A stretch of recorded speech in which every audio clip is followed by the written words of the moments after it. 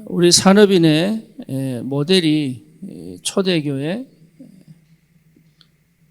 산업인들입니다.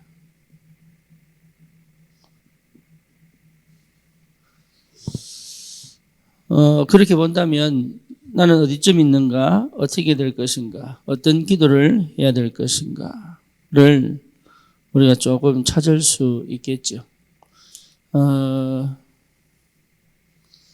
기준이 없으면 평가하기가 참 쉽지가 않습니다. 그리고 점검하기도 쉽지가 않죠. 그래서 우리 산업인들은 우리 산업인의 기준이 뭐냐라고 봤을 때 초대 교회가 틀림이 없습니다. 하나님이 그래서 우리에게 텍스트북으로 성경을 주신 거죠. 그래서 첫 번째가 분명하게 우리가 회복해야 될 게 사도행전 1장 14절입니다.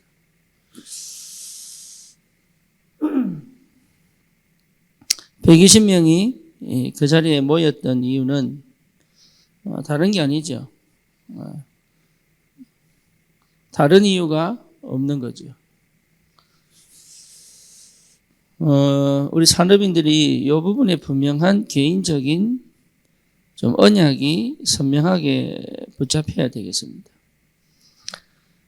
이거는 함께라는 의미도 있지만 중요한 것은 개인이 분명한 언약을 잡지 않고는 이렇게 할 수가 없죠. 그래서 다른 이유가 아닌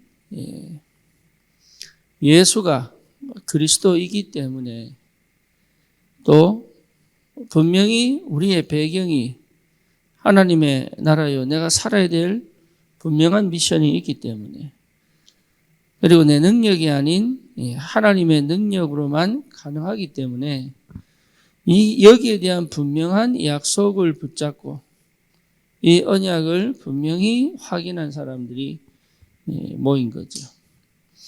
이곳에 하나님이 세계 최초의 성령으로 역사하셨습니다.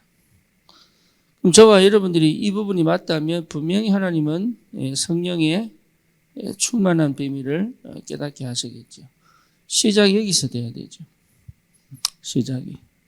산업인들은 경제 문제에 늘 걸려있고 여러 가지 상황 속에 있겠지만 사실은 시작은 여기서 해야 된다. 이게 시작이 안 되면 사실 어렵죠. 이런 말씀을 아무리 듣고 기도를 아무리 해도 이 시작이 안 되면 못 넘어갑니다. 뭘 못 넘어갑니까? 육신을 못 넘어갑니다. 이 시작이 안 되면. 그렇죠. 그리고 육신을 못 넘어간다는 말은 결국은 하나님 중심이 아닌 사람 중심일 수밖에 없죠. 어떤 형태로든 그렇습니다. 하나님 앞에 설 수가 없어요. 그리고 나도 모르게 어디 있느냐 하면 이 속에 있죠. 그래서 뭔가 될 것 같고 뭔가 해볼 것 같은데 그렇지 않거든요. 철저히 안 된다는 답이 나죠. 시작이 어디서 돼야 되냐면 여기서 시작돼야 돼요. 그러면 시작이 올바로 됩니다.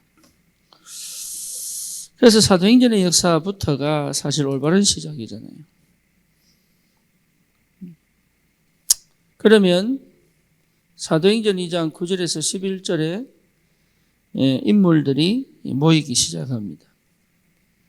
그렇죠? 이 사람들의 특징이 뭐냐고 얘기했을 때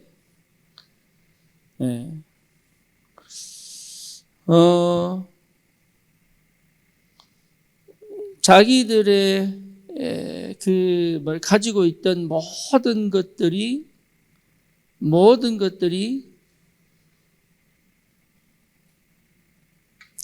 잃어버려질 수 있는 조건이거든요. 그렇잖아요. 지금까지 이민 생활하면서 가져왔던 모든 것들을 한꺼번에 놓을 수 있는 조건이죠. 그러니까 이 조건이 사실은 문제가 안 된 거다. 분명한 답이 나왔으니까. 그래서 여러분 알다시피 2장 1절에서 4절에 이 성령의 충만한 비밀을 체험한 이 성령의 역사를 분명히 확인한 사람들이잖아요. 뿐만 아니라 어디에 생을 그려야 될지를 분명히 확인한 사람들이죠. 그렇죠. 이 사람들이 많은 사람들이 봤단 말이에요. 많은 사람들이. 그 중에 몇 명이요? 3,000명이 자기의 모든 가지고 있는 것을 버릴 수도 있는 그 상황 속에서도 선택할 수 있는 힘이 있는 거죠.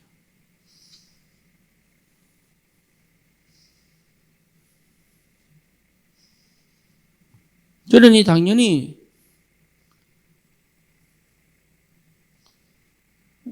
응답이 올 수밖에 없죠. 오히려 조건을 뛰어넘어 버린 거예요.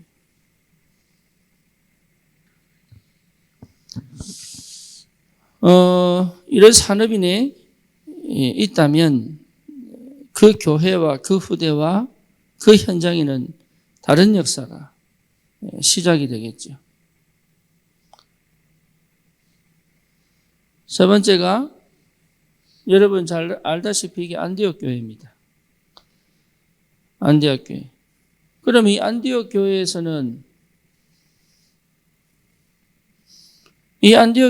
뭐 했습니까?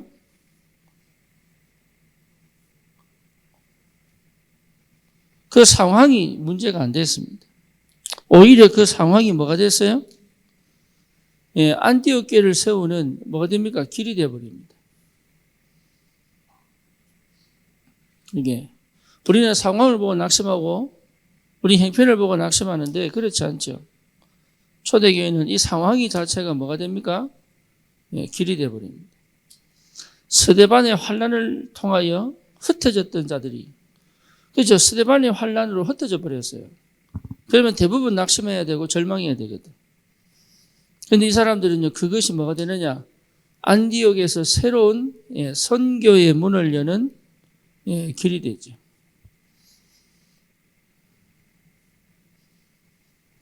그래서 그 시작이 뭐냐라고 봤을 때 누구 얘기입니까? 스데반 이야기죠. 그러니까 스데반을 통해서 이 문이 열려버린 거예요. 그리고 어디입니까? 사마리아 땅에 빌립을 통해서 역사가 일어나죠. 또 이디오피아 내시를 통해서 저 아프리카에 하나님의 역사가 시작이 됩니다. 그러니까 이 상황이 문제가 안 된다. 그런데 이게 여러분 그냥 오는 게 아니거든요.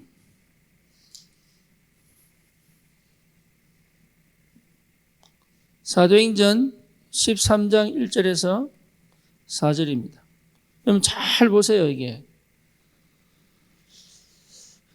어떤 조건 속에서도, 어떤 핍박 속에서도 핍박이 문제가 안 될 만큼 핍박이 있을 줄 알고도 선교사로 지원해서 갑니다. 대단한 거죠, 이게.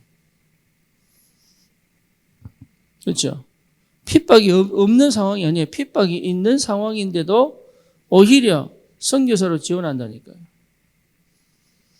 우리 같으면 핍박이 잠잠해지면 역사 갈 것 같은데 이 사람들은 그렇지 않아요. 오히려 핍박이 아주 심한데도 갑니다.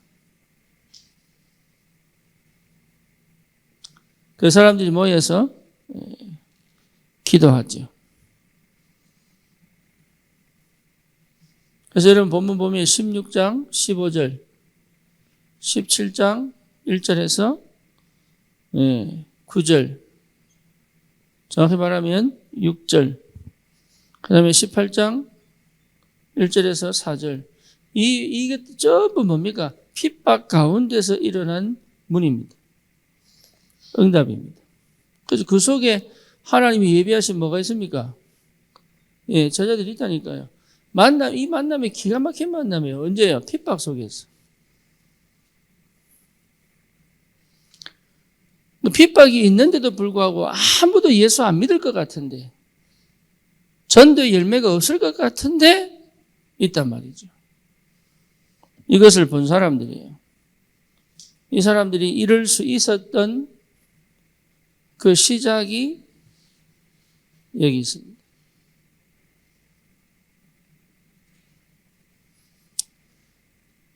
이거 모르는 거 아니거든요. 근데 안 돼요. 그렇죠. 이게 모르는 게 아닌데 쉽지 않아요.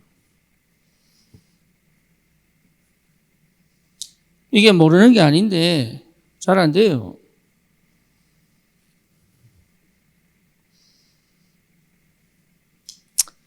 이걸 우리가 늘 듣고 또 기도하고 있는데 이 육신을 못 넘어가는 거예요. 그리고 실제적으로 하나님 중심으로, 말씀 중심으로 사는 것 같더니 그렇지 않거든요. 사람 중심이에요. 그리고 나도 모르게 자꾸 이렇게 허황된단 말이에요, 이게. 그러니까 허황되니까 어떻게 됩니까? 조급해지고, 때로는 뭡니까? 화가 나고, 잘 안 되니까. 그리고 뭔가 이렇게 계산적이고, 이익 계산 따지고, 이익 손해 따지고 막 이랬죠. 그래서 이익 되는 것만 막 마음이 가고, 이 손해 될 것 같으면 막 끊어버리고 막 이런 게 가는 거예요. 이거 중심을 다 잃어버린 거예요, 이게. 이게요, 중심을 다 잃어버린 거예요. 중심이 없는 거죠, 아예. 하나님 앞에서 코람데오라는 단어를 잘 모르는 거예요. 그렇다면 도대체 이렇게 될 수밖에 없는 조건이 뭐냐라고 봤을 때 다른 게 아닙니다. 그리스도입니다.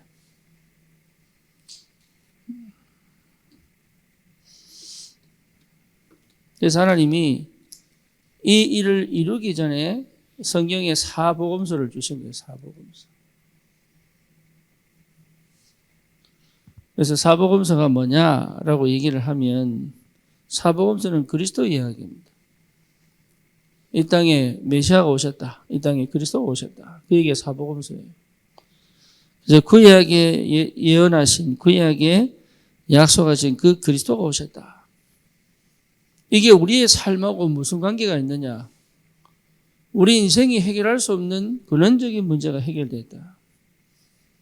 그렇죠. 내가 해결할 수 없는 영적인 문제가 해결됐다. 창세기 3장 하나님 떠난 문제, 로마서 3장 죄의 문제, 요한복음 8장 44절 뭡니까? 사단의 문제가 끝났다. 이것 때문에 우리가 노예가 되는 거 아닙니까? 창세기 3장 나 노예, 창세기 6장 육신의 노예, 창세기 11장 성공의 노예, 노예잖아요, 노예. 그러니까 이 노예 상태에서는 절대 해결할 수 없으니 우리 주님이 오셔서 뭡니까? 참 선지자로, 참 제사장으로, 참 왕으로 이 땅에 오셔서 우리가 해결할 수 없는 근원적인 문제를 해결해 버린 거예요. 이 부분이 나에게 가장 확실하게 각인되어야 되죠. 그리고 이게 내게 뿌리 내려야 됩니다. 그리고 이게 내게 체질이 되어야 됩니다. 그렇죠. 여기서 주시는 하나님의 말씀은 내게 반드시 성취가 되고 응답이 되죠. 여기서 성령은 완벽하게 흐름을 통해서 내게 역사하고 계신단 말이에요. 성령은. 그러니 내가 이 부분이 그러면 이 내 체질이 완전 뭡니까? 복음적 체질, 언약적 체질, 기도 체질, 전도 체질이 돼야 되는 건 당연한 거죠. 이 축복을 회복해 가는 것이 당연한 것이다. 그래서 그거 계속 얘기하고 있는 거예요. 이것을 완성하신 그리스도. 여러분, 그리스도가 분명하고 선명하게 와야 됩니다. 그렇지 않으면 은혜 받은 것처럼 보이고 하는 것처럼 보이지만 완전 영적인 부분은 전혀 힘이 없습니다. 우리는 굳이 다락방할 이유가 없어요. 그러면 굳이 다락방할 이유가 없다니까. 우리가 복음을 회복한 이유는 딴 거 아니거든요. 예.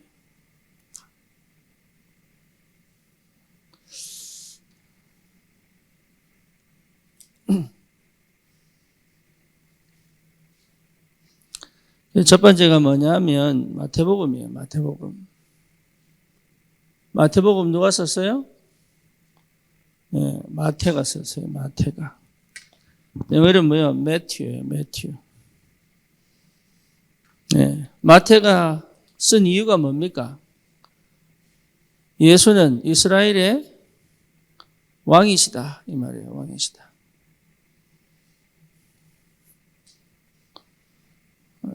이제 그 얘기를 쓴 거예요. 그 얘기를. 예수님은 이스라엘의 왕이시다.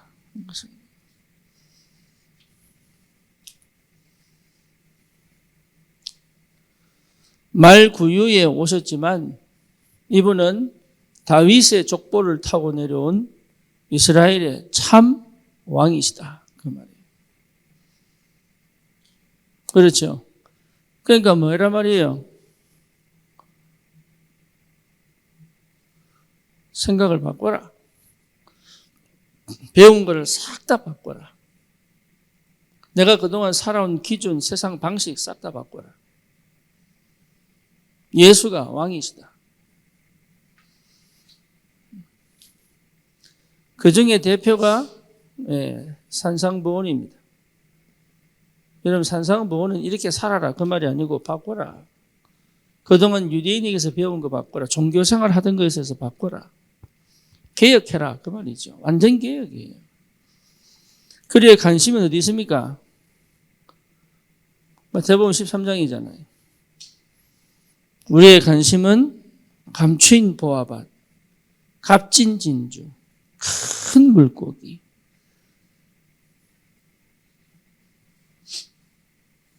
진짜 제자는 겨자씨 거기에 있는 거죠. 그러니까 별거 아닌 것 같은데 그게 전부 다란 말이에요. 이게. 그만큼 바뀌어야 돼요. 우리의 관점이 바뀌고 생각이 바뀌고 틀이 바뀌고 바뀌는 거예요. 눈이 바뀌고 다 바뀌어야 돼. 그동안 내가 선택하고 결정하고 판단해왔던 거 싹 다 바꿔야 돼. 네, 그게 남아있으면 여전히 육신으로 가는 거예요, 이게. 그러니까 육신으로 가기 때문에 방법이 없는 거예요. 성령이 역사해도 방법이 없어요. 은혜를 받는 것처럼 보여도 방법이 없어요. 그리고 사람 중심이 이게 완전 불신앙이거든. 인본주의, 불신앙. 그렇죠. 하나님 앞에 서야 되는데. 두 번째 성경책이 마가복음입니다. 마가가 누구예요? 여러분 마가가 누굽니까? 마가 다락방의 마가예요. 그러니까 처음에 바울하고 바나바하고 싸우잖아요. 바나바는 조카인 마가를 데리고 가자. 그런데 바울은 마가를 못 데려간다. 왜냐하면 마가가 따라다니다가 중간에 떨어져 나가버렸거든. 그랬던 마가가 사도행전 1장에 그게 마가의 집, 마가 다락방. 그 마가의 집이에요. 그 마가가 나중에 은혜 받고 쓴 책이 마가복음이에요. 이 마가가 쓴 책의 내용이 뭐냐면 예수님은 종으로 오셨다. 예수님은 섬기는 종의 모습으로 오셨다. 그래서 마태복음은 유대인들을 위해 쓴 거라면 마가복음은 이방인들, 헬라인들을 향해서 쓴 책이에요. 그래서 예수님은 왕으로 오신 게 아니고 종으로 오셨다. 섬기는 자로 오셨다. 그 오셔서 뭡니까? 완전 귀신을 쫓아내고 우상을 무너뜨리고 이 얘기를 계속 마가복음에 합니다. 세 번째, 누가복음이죠. 누가복음에 보면 누가가 사도행전을 썼는데 누가복음을 보면 누가가 쓴 이유는 뭐냐면 예수님은 사람으로 오셨다. 네, 사람의 모습으로 오신 분. 그래서 예수님 탄생에 대한 기록을 정확하게 한 책 중에 가장 확실한 책이 누가복음이에요. 그래서 보통 크리스마스, 내일도 크리스마스인데 크리스마스에 인용하는 많은 책들이 누가복음이죠. 그러니까 예수님은 사람으로 오셨다. 사람으로 오셔야 되는 이유가 뭡니까? 하나님이 성육신하셔서 사람으로 오셨다. 이게 여러분 굉장히 중요한 의미죠. 그리스도에 대한 분명한 여러분 확신이 있고 답이 있어야 이 축복을 누릴 수 있는 거예요. 여기에 여러분 분명한 집중을 해야 되고 여기에 답을 내야 됩니다. 요한복음에서 뭘 얘기합니까? 예수님은 뭡니까? 하나님이시다. 그 얘기하고 있는 거예요. 그래서 요한복음은 영지주의에 대한 그 시대의 뉴에이지인 영주주의에 대한 뭡니까? 변론으로 쓴 책이에요. 그러니까 어떻게 영적인 하나님이 인간 될 수 있느냐? 영과 거룩한 것과 육신은 분리되어 있다. 이렇게 생각한 영지주의에게 아니다. 하나님이 이 땅에 오신 것이다. 그래서 하나님이 사람 되셨다. 이 말이요. 굉장히 충격적으로 다가온 거예요.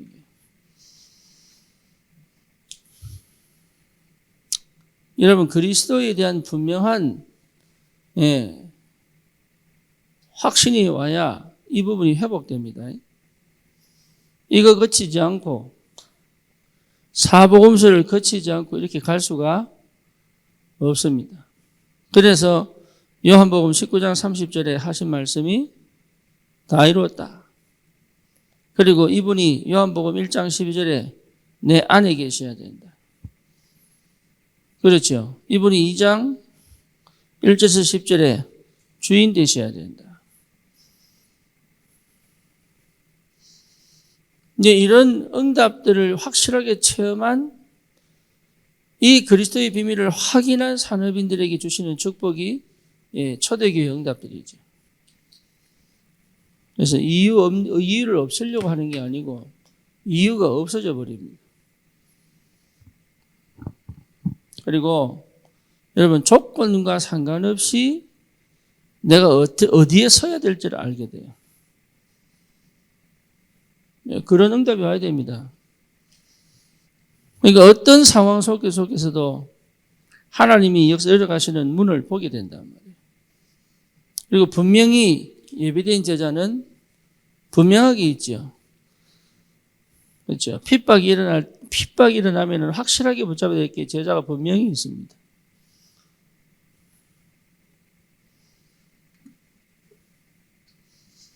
우리 산업인들은 이 응답 받으시고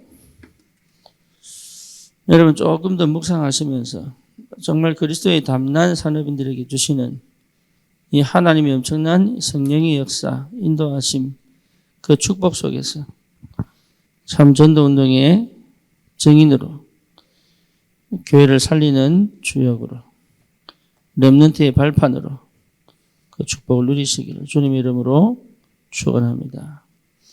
살아계신 하나님 감사합니다. 우리 산업인들에게 하나님 초대 교회 산업인들에게 주셨던 그 역사가 성령 안에서 실제로 성취되어지도록 주님 은혜를 허락하여 주시옵소서.